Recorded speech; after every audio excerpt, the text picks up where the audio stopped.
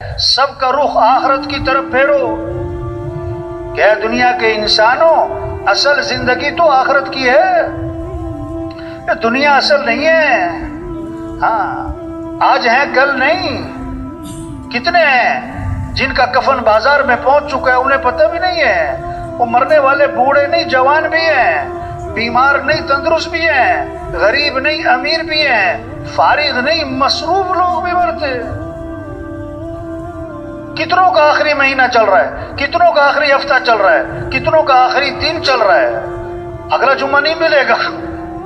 ہر اذان بہت ساروں کی آخری اذان ہوتی۔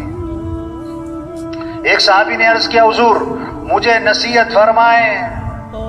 آپ نے فرمایا نماز پڑھو تو یہ سمجھ کر کہ زندگی کی کون سی نماز ہے؟ آخری نماز۔ وہ مر جانا ہے، وہ یہ سب کچھ چھوڑ جانا ہے، یہاں رہنا نہیں ہے۔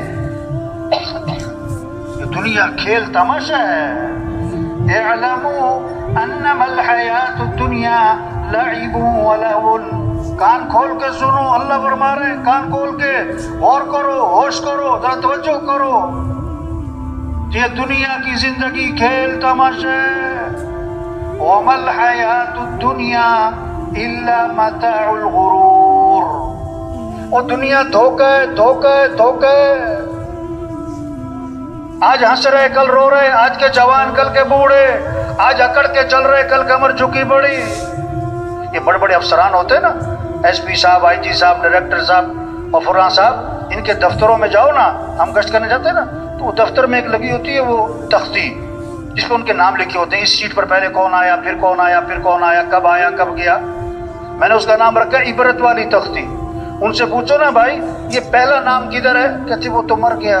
ہاں وہ دوسرا کدھر ہے؟ کہ جی وہ بھی مر گیا۔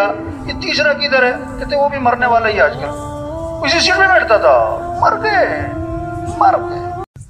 اگر دنیا میں کسی کو ہمیشہ رہنا ہوتا تو حضرت محمد مصطفیٰ صلی اللہ علیہ وسلم کی ذات سب سے زیادہ حقدار تھی کہ دنیا میں ہمیشہ رہتی۔ اللہ کے نبی بھی گئے، انبیاء بھی گئے، صحابہ بھی گئے، اولیاء بھی گئے، بڑے بڑے حکومت والے گئے، بڑے بڑے حکمران گئے۔ ہم سب نے جانا ہے، رہنا نہیں ہے، ہمارے بس میں نہیں ہے۔ سامنے باپ مر رہا ہے، روک کے دکھا، ماں مر رہی ہے، روک کے دکھا، باپ ڈاکٹر ہے، بیوی ڈاکٹر ہے، بیٹا ڈاکٹر ہے، مر رہا ہے، اس کو روک کے دکھاؤ۔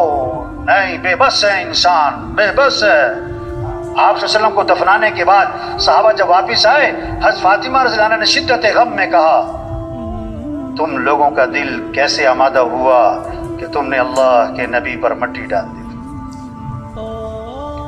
آپ کا انتقال ہوا، حضرت عمر رضی اللہ عنہ جیسے بھی ہل گئے، نہیں یہ نہیں ہو سکتا۔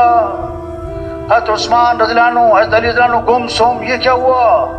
اللہ نے حضرت ابوبکر رضی اللہ عنہ کو حوصلہ دیا، آئے آپ کی پیشانی کو چوما، باہر آئے، حضرت عمر لوگوں سے بات کر رہے تھے جوش میں، فرمایا اجلس یا عمر، عمر بیٹھ جاؤ، اور ایک بہت طاقتور جملہ بولا، من کان یعبد محمدا فإن محمدا قد مات ومن كان يعبد الله فإنه حي لا يموت۔ اوہو کیسا پیغام دیا! جو محمد صلی اللہ علیہ وسلم کی عبادت کرتا تھا وہ سن لے کہ محمد صلی اللہ علیہ وسلم کا انتقال ہو گیا ہے، اور جو اللہ کی عبادت کرتا ہے وہ بھی سن لے کہ اللہ زندہ ہے اور ہمیشہ زندہ رہے گا۔ اور پھر یہ آیت پڑھی، وما محمد الا رسول قد خلت من قبله الرسل افإن مات أو قتل انقلبتم على أعقابكم ومن ينقلب على عقبيه فلن يضر الله شيئا۔ قرآن کی آیت پڑھی کہ اللہ فرماتے ہیں محمد صلی اللہ علیہ وسلم اللہ کے رسول ہی تو ہے نا، پہلے بھی تو رسول آئے چلے گئے، اگر آپ کا انتقال ہو گیا یا آپ شہید کر دیے گئے تو کیا تم دین سے الٹے پاؤں واپس پھر جاؤ گے؟ اور جو پھرے گا اپنا ہی نقصان کرے گا، اللہ کا کیا بگاڑے گا؟ صحابہ فرماتے جب یہ آیت ہم نے حضرت ابوبکر رضی اللہ عنہ کی زبان سے سنی تو ہمارا دل مان گیا کہ حضور کا انتقال ہو گیا۔ اور بھائی جانا ہے، رہنا نہیں ہے، یہاں رہنا نہیں، جانا ہے بھائی، یہ سب کچھ چھوٹ جانا ہے۔ ایک ڈرائیور گاڑی چلا رہا تھا، سرخ اشارہ آیا تو گاڑی روک لی، سبز اشارے پہ گاڑی نہیں چلا رہا ہے، لوگوں نے شور مچایا، وہ بیٹھا ہوا ہے، اس کو ہلا کے دیکھا تو وہ فوت ہو چکا تھا۔ یہ زندگی، ایک ڈاکٹر صاحب کلینک پہ ایک مریض کو دیکھ رہے ہیں، اس کا ہاتھ پکڑا، اس کی نبض دیکھ رہے ہیں، نبض دیکھتے دیکھتے اپنا ماتھا میز پہ ٹکا دیا. اب وہ مریض ڈاکٹر صاحب کو ہلا رہا، ڈاکٹر صاحب کیا ہوا، ڈاکٹر صاحب کیا ہوا؟ تو ڈاکٹر صاحب فوت ہو چکے تھے. ایک مولانا صاحب جنازہ پڑھا رہے تھے، 2 تکبیریں ہوئی تو امام صاحب ہی گر گئے. کیا ہوا کہ امام صاحب فوت ہو گئے وہ پتہ نہیں کب چلے جانا ہے. یہ تبلیغ ہے. سب کا رخ آخرت کی طرف پھیرو، سب کا رخ اللہ کی طرف پھیرو، سب کا رخ آخرت کی طرف پھیرو.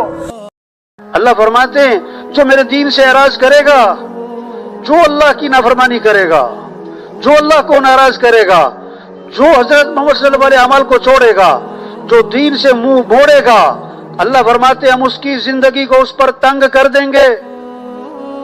پیسہ ہوگا، خوشیاں نہیں ہوں گی، بڑے بڑے مکان ہوں گے، اطمینان نہیں ہوگا، 10-10 لاکھ کے بیڈ ہوں گے، نیندیں نہیں ہوں گی، کروڑوں کی دوائیاں ہوں گی، صحت نہیں ہوگی.